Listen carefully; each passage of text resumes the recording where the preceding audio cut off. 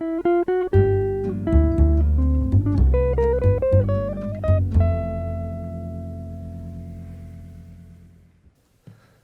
this video, I am demonstrating the watercolor painting procedure. My subject matter is a rainy afternoon. Unlike the sunny days, it is required to express the reflections on the road, so that will also be my emphasis today. As you can see, I have already finished the line drawing. Lines should be kept light because I want these lines to eventually disappear into the color fills. I used a mechanical pencil to draw these lines, but this can be any pencil as long as lines are light and thin.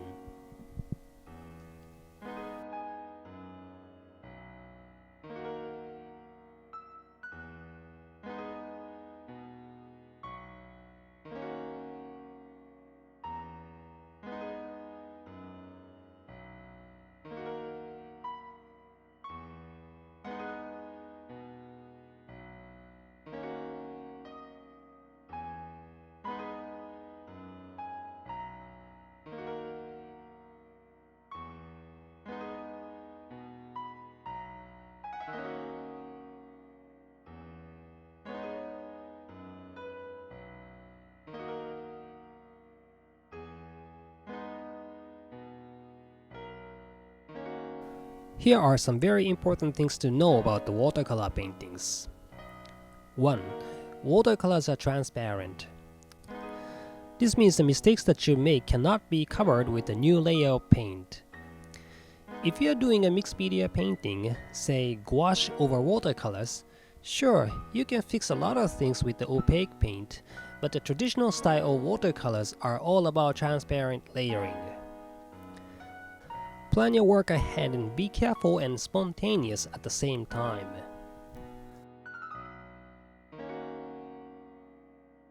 2. Papers you use make a lot of difference to your work. I use a cold-pressed watercolor paper pad from Arches. It's pricey, but it absorbs water evenly even when I paint a large area. It got a slight yellowish tint, so if you wish to use something that is whiter, this may not be the paper for you, but I still highly recommend this paper.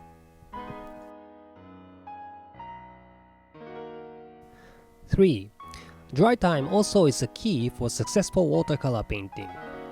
Say you're painting a sky. You have a large area to cover. As you paint, the area you started first is starting to dry already even though you're not done painting the sky. It is not a good idea to go back to the semi-dried area because that leaves the brushstroke marks where you want a smooth tone.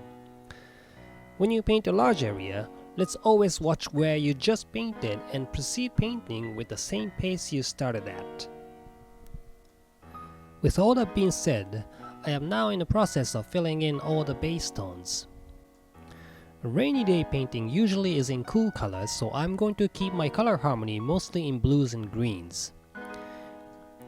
The actual rainy days are usually in grays, but I'm going to saturate the blues and greens just to keep my painting more interesting.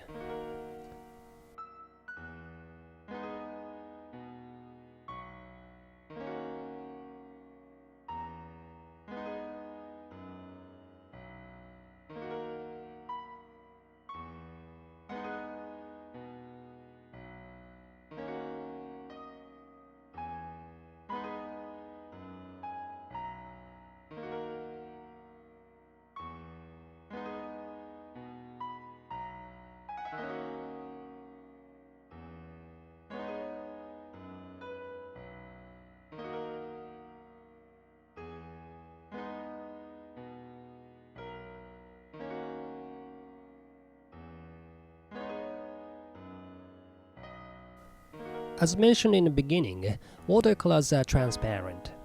It's recommended to paint lightly first and gradually build the tone layers. Let's avoid painting extreme darks in the beginning because in traditional watercolor painting, we don't use any opaque colors to cover the previous layers. Plan your work process and this shouldn't be too hard for you.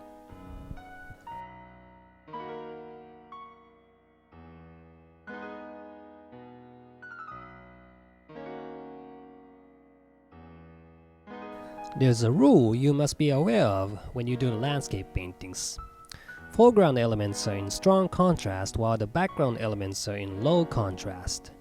This is called atmospheric perspective. This is the rule you must follow in order to express the depth in landscape painting. Atmospheric colors can be different depending on the time of the day. Say, for sunny days, the background elements look bluish and also grayish. For cloudy days, they simply look grayish.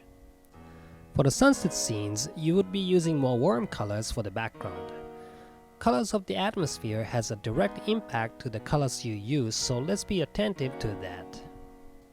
In this painting, I'm using mostly cool colors like blues and greens to express the atmospheric depth.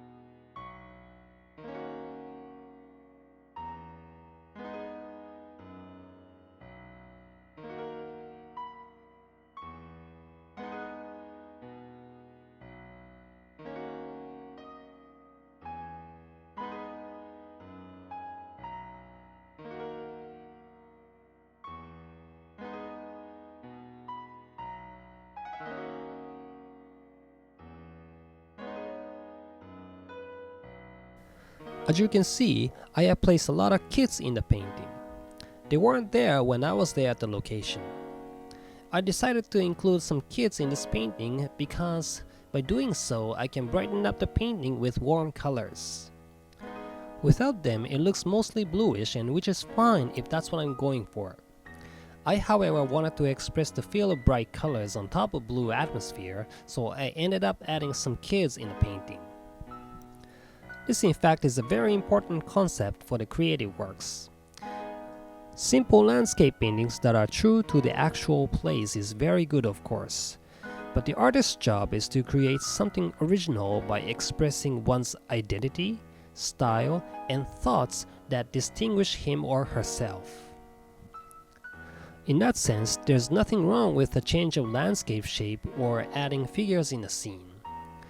When doing a creative works, let's be spontaneous and enthusiastic to make all necessary changes so your work is unique and original. Since my subject matter is a rainy day, whatever I change will make an impact to the reflective surface of the road. In this case, I have a lot of umbrellas held by kids, so that should be reflected on the road as well. Sometimes the reflections are as clear as the actual thing, but in my painting they should look blurry. This depends on the road surface and conditions, so let's be attentive to what you're painting and what you're going for.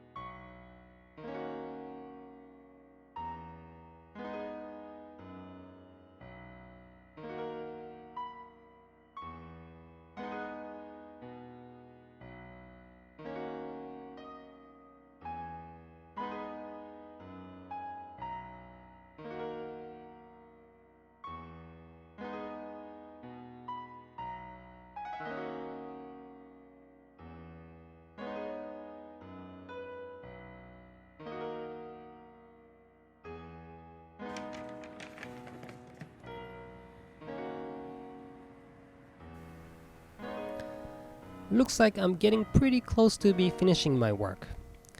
The actual painting took me a few hours, but in time-lapse it may look fast and easy. As mentioned in the beginning, watercolor painting is a layering process, so I am giving a lot of thin paint layers to gradually shoot for the colors I'm going for. If you can finish the painting quickly, that would be great, but no need to rush your work, especially when you're shooting for high quality work.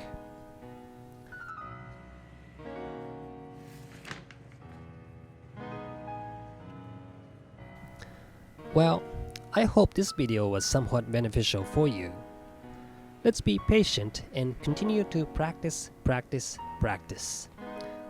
makes perfect. I see you soon again.